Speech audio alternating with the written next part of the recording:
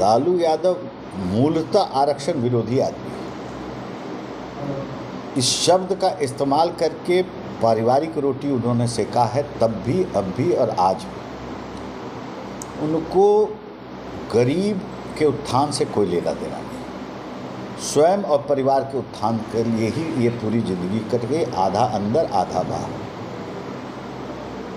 अब अंतिम मौका उनको लग रहा है कि हम अपने पुत्र को किसी तरह से मुख्यमंत्री बना लें, और ये वही विषमता पैदा करना चाह रहे हैं जो अपने कालखंड में किया था। लेकिन लोग जागृत हैं।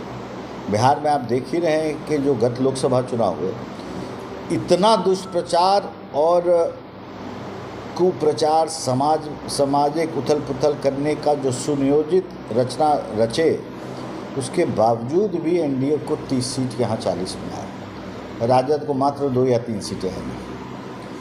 तो ये कुछ दिन पहले आप देखे होंगे, तेजस्वी अपने यहाँ समीक्षा कर रहे थे, अपने कार्यकर्ताओं पे भड़के हुए थे कि क्यों नहीं हमारा वोट बढ़ रहा है, क्यों नहीं हमारी सीटें बढ़ी। तो जनता नकार रही है ना, जनता नकार रही है।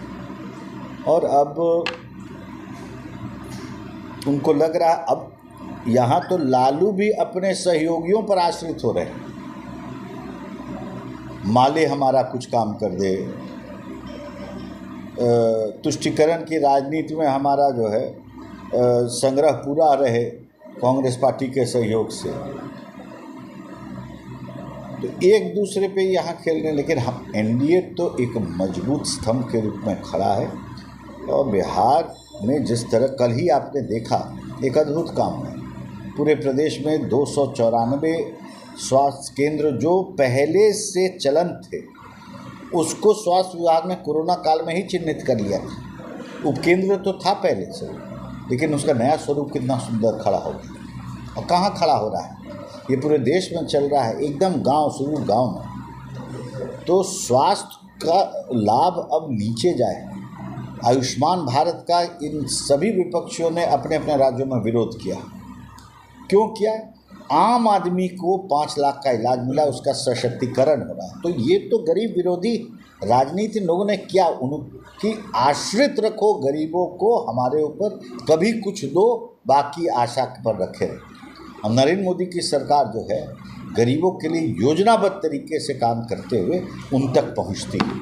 तो ये बड़ा पूरे देश में उन लोग का जो घुसपैठी आ गए हैं, ये पूरे देश का चिंता का विषय, कोई एक राज्य का नहीं है। आप नहीं, सरकार खाली बिहार तक सीमित वाली बात नहीं है। ये घुसपैठी जो रास्ता खुला हुआ है, कई वर्षों से आए हैं और उनको संरक्षण मिलते गया, वो जगह लेते गए और उनका कार्ड बन गया, ये बनते गया। उसके बाद वो शादी विवाह यहाँ शुरू कर दिए। ये एक लंबे समय से, ये रात से सुबह होने वाली चीज़ नहीं है। समेट के रखने का और प्रगति पथ पे चलाने का। दूसरा, सिर्फ और सिर्फ सामाजिक बांट करके कुछ अपना बढ़ोतरी करने का, जिसका अगुवाई करने में एक आदमी नहीं है, कई लोग लगे हुए हैं और आपस में प्रतिस्पर्धा प्रतिद्वंदता चलिए, चाहे राहुल गांधी हो, चाहे वो अखिलेश हो, चाहे वो ममता जी हो।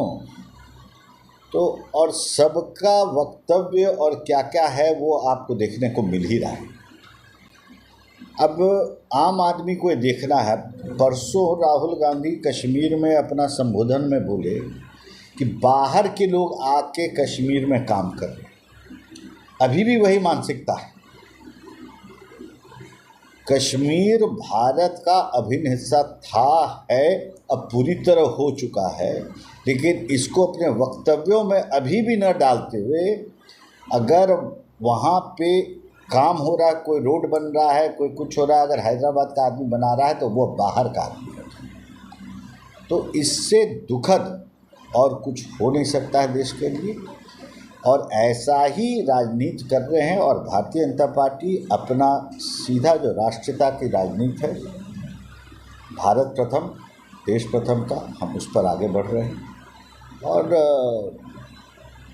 एक गलत प्रचार, दुष्प्रचार का चरम जो किया इन्होंने गत लोकसभा में कि संविधान बदल दिया जाए।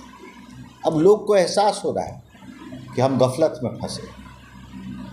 संविधान बदलने की ताकत किसी को नहीं। और इतिहास अगर आप देखिएगा तो संविधान का धज्जी अगर किसी ने उड़ाया है तो कांग्रेस पार्टी ने उड़ाया।